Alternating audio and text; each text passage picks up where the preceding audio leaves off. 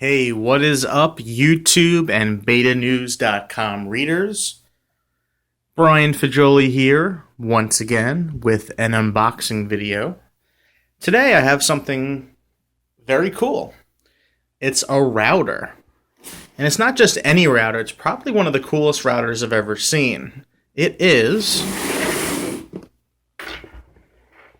the Netgear Nighthawk X6 AC3200 smart Wi-Fi router. Wow. Very, very cool.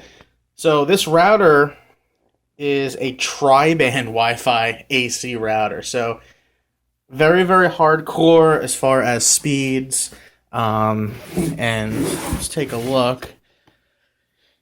So package contents is the router. Should be an Ethernet cable, an install guide, and a power adapter. Let's look at the tech specs here. So the first band, which is the 2.4 gigahertz band, is 600 megabits per second. Band 2 is 1300 megabits per second, also at 5 gigahertz. And then there's a third band, another 5 gigahertz band, also at 1300 megabits per second. I haven't had much experience, really no experience with a tri-band router. So I'm kind of curious how that's all going to work out. I'm not really sure what the benefits of having two separate 5 gigahertz bands is, except I guess just to spread out the broadband, to basically spread out the connection. So I'm guessing I can enter an SSID for each one and then kind of mix it up. So some people and some devices connect to one 5 gigahertz band, other devices connect to the other 1300 megabits per second 5 gigahertz band. So very cool. Let's see. Smart Connect intelligently selects the fastest Wi-Fi for every device. Okay. So maybe the SSID stays the same and it switches off automatically. Not sure. I have to play around with that. So it's got 6 high-performance external antennas. So the router that I'm replacing with this for this test is a Airport Extreme by Apple, which it's a very good performing router, but it's very limited. There's no external antennas at all, but it actually has pretty good range and performance. This thing will have 6 antennas, so it's a big difference from the Apple. This has, let's see, high power amplifiers, dual core 1 gigahertz processor.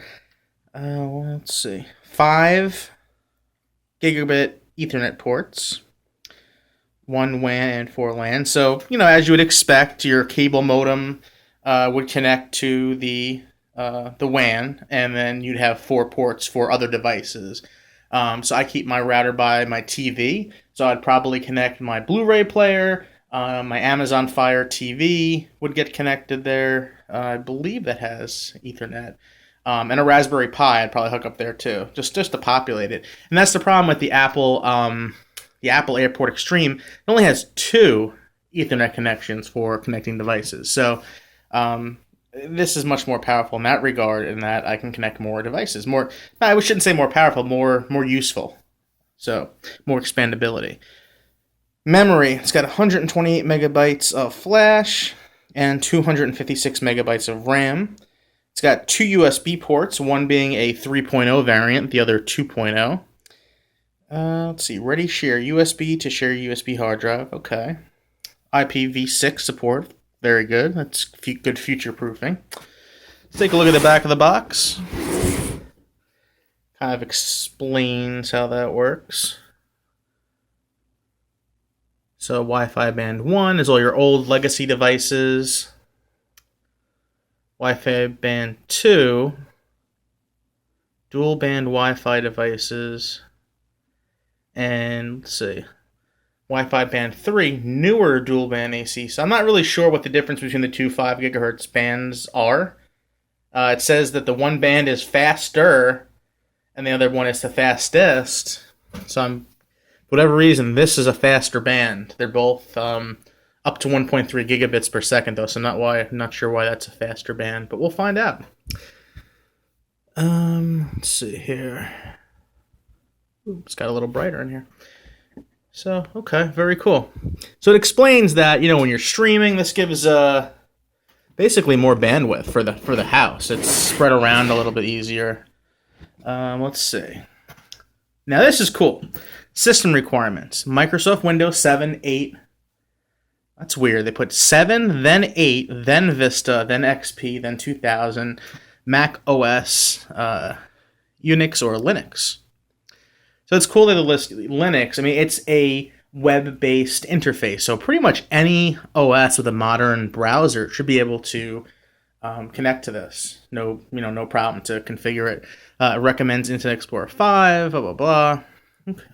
Internet Explorer 5, Firefox 2.0, Safari 1.4, or Google Chrome 11 or higher. So if you're using a browser older than that, you should probably get a new computer. And there is an app for this router, which is pretty cool. Let's see here. Google Play, so it's Android support and iOS support. Very cool. So let's go ahead, and this is an unboxing video, so I should probably unbox it. So I looked in advance, and there was no tape on the side of the box. So this side I'm just going to open, and I'm going to pull out. At least I'm going to try to. No, that's not working good. So I'm going to take off this side. There we go. So I'll show you. Inside of this box is empty, so we're going to put that aside. Inside we have a boring brown box. Try to get that all there.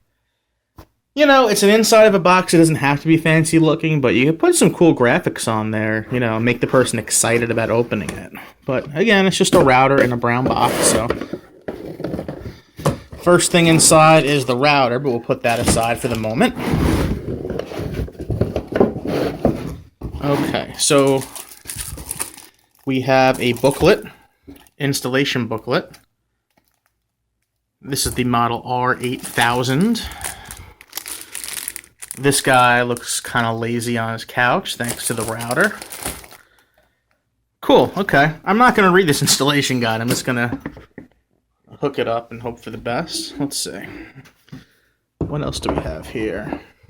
A power cable. Now this is cool. This is a standard power cable that you would see with a computer, like a standard desktop computer, and here's the power brick. So this connects to this, and this connects to the back of the router to power it, and this connects to the wall. I like seeing standard cables used like that. That's cool. Not a fan of proprietary. If you're listening, Apple. Okay. And of course, an Ethernet cable. I have so many of these all over the place, but I'll probably use this one anyway. Looks like a nice little cable. Okay. This is an insert. This is now an empty box. So the last thing to look at, let's see here. Okay, is the router. Very cool. So I'm going to go ahead and pull this bad boy out. Wow. It's actually very cool. So on the top is a sticker. I'm going to peel that off. Oh yeah, you gotta love that sound. Let me tilt the camera here. Take a look. Okay, so we have LEDs that'll light up here, so power. Internet, I guess it lets you know if you the WAN port is connected and populated with internet. 2.4 gigahertz, 5, and then the 2.5 gigahertz. So I guess it tells you if those bands are being used. It'll probably blink when they're active. A USB 3.0 and 2.0 LED to let you know, I guess, if those are being used, if there's something connected to them. And then 4 LEDs for each LAN port on the back for the Ethernet connectors. Interesting. Very cool. I like this design. It's looks kind of like a spaceship. It's very, very cool. These antennas, I believe, are supposed to pull out. This ends up looking kind of like, from what I've seen, like a weird looking bug.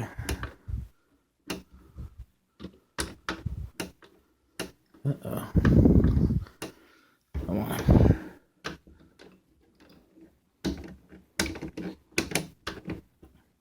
There we go. Okay.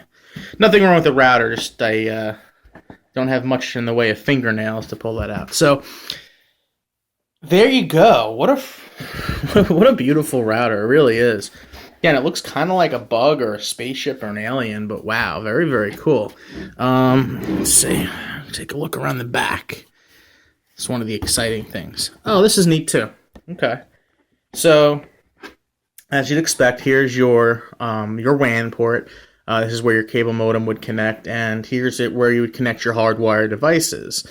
There's a USB 2.0 port, which I'm sure you can use for storage expansion, but that's probably more, since it's a slower port, to be used for like printer sharing if you don't already have a Wi-Fi printer, which, quite frankly, most people should have Wi-Fi printers by now.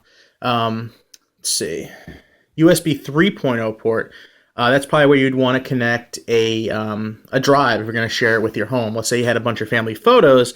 You could put your family photos on a USB-connected SSD, a hard disk drive, or even a flash drive, plug it into this USB 3.0 port, and that should give you pretty decent speeds. But keep in mind, when you're connecting over, wireless, you're not going to get the same speed as connecting it directly to a computer hardwired.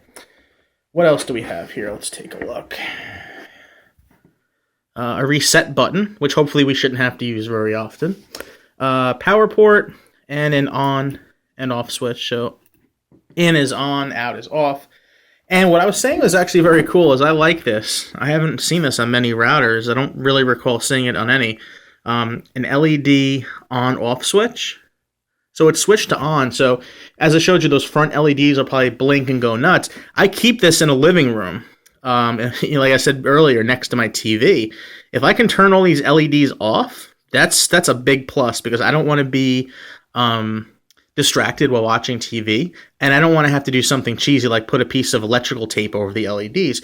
So that's a very cool feature. I really like the fact that we can turn off the LEDs. Let's see. Let